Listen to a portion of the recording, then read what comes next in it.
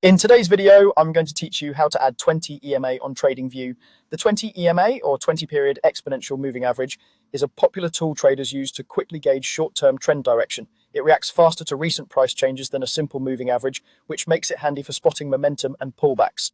First, open your web browser and head to tradingview.com.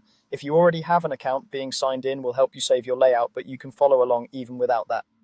Once you're on the site, navigate to the markets or use the search bar to find a stock you want to view.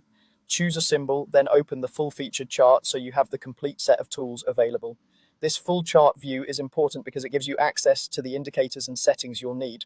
With your chart open, look toward the top left area of the chart window. You'll see a small menu with 3 dots, often called the More or Overflow menu.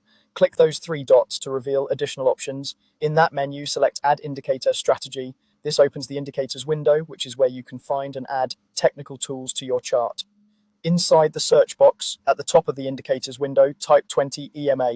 TradingView will show results that match your search, including scripts and indicators labeled for a 20-period exponential moving average. You can preview the descriptions on the right to make sure it's what you want. Next, click 20 EMA from the results. As soon as you select it, the indicator will be applied to your chart, and you'll see a single curved line follow price across your candles. That line is your 20-period exponential moving average. It updates automatically with each new candle and adjusts to whatever time frame your chart is set to, whether you're on a 1-minute chart or a daily chart.